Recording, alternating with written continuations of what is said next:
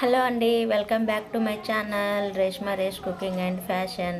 ఈరోజు మన వీడియోలో మటన్ పులావ్ ఎలా చేసుకుందామో చూద్దాం.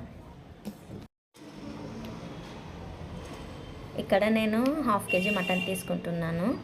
హాఫ్ కేజీ మటన్తో చేస్తున్నాను. ఒకసారి ఇవన్నీ చూసేయండి. మనకు కావాల్సిన పదార్థాలు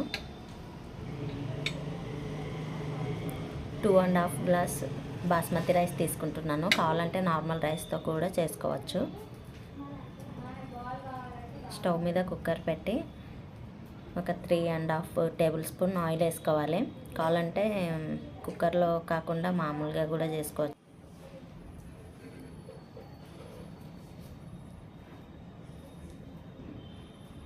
కుక్కర్లో చేస్తున్నాను. స్పైసెస్ వేస్తున్నాను చూడండి.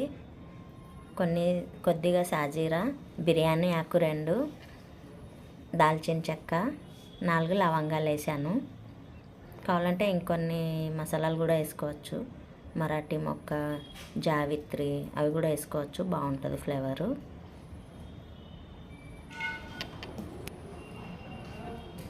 ఆనియన్స్ వేసి ఇలా ఫ్రై చేసుకోవాలి. అలాగే 4 ఇలాచీలు కూడా వేసాను. ఇప్పుడు మంచిగా శుభ్రంగా కడిగి పెట్టుకున్న మటన్ వేసుకోవాలి. వేసుకొని ఒకసారి అంతా బాగా కలుపుకోవాలి.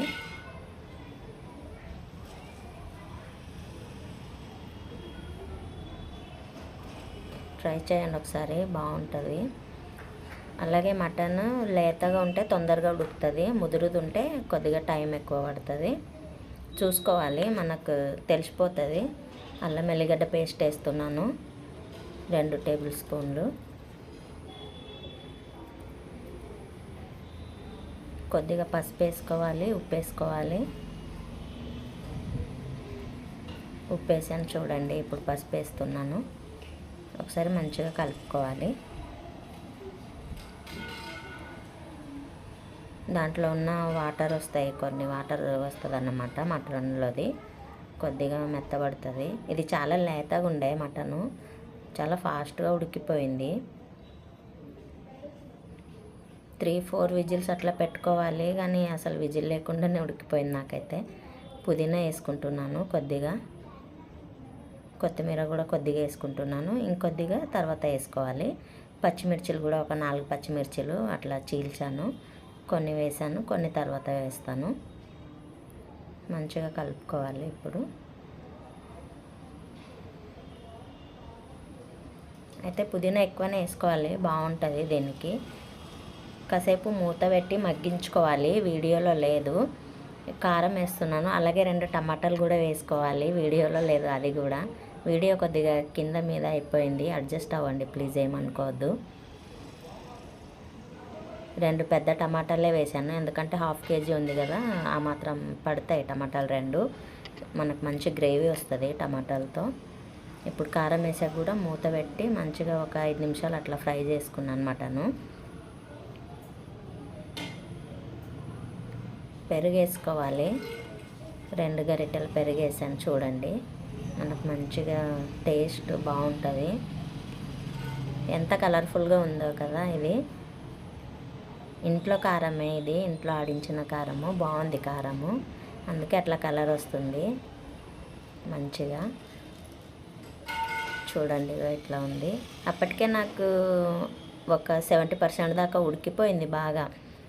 అది ఇది అన్నీ వేసి అట్లా చేసేసరికి చూడండి, ఇక్కడ మీకు టమాటాలు కనిపిస్తున్నాయి. టమాటాలు కూడా వేసాను, చెప్పాను కదా వీడియోలో లేదని. ఉడికిపోయింది చాలా తొందరగా, విజిల్ పెట్టే అవసరం రాలేదు నాకు. చెక్ చేశాను,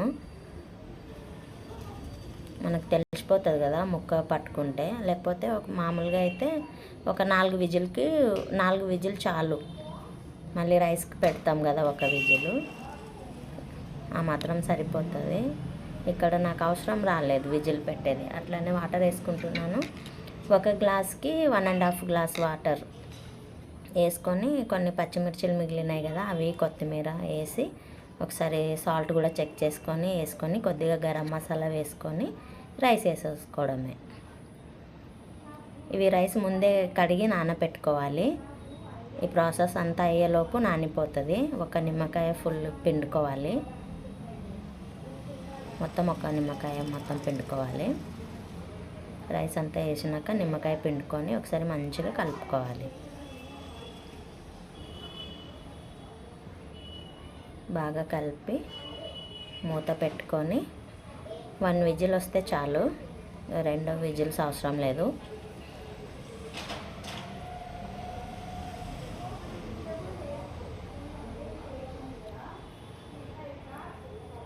చూడండి విజిల్ వస్తుంది. విజిల్ రాగానే బంద్ చేయొద్దు, 1 నిమిషం సిమ్లో పెట్టాలి, తర్వాత ఆఫ్ చేసుకోవాలి. మొత్తం గాలి అంతా పోయినాక చూపిస్తున్నాను చూడండి. వావ్, సూపర్ ఉంది కదా.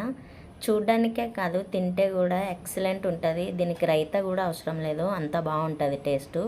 ఒక్కసారి ట్రై చేయండి. చూసారా ఎంత బాగుందో. ప్లీజ్ లైక్ చేసి సబ్స్క్రైబ్ చేసుకోండి.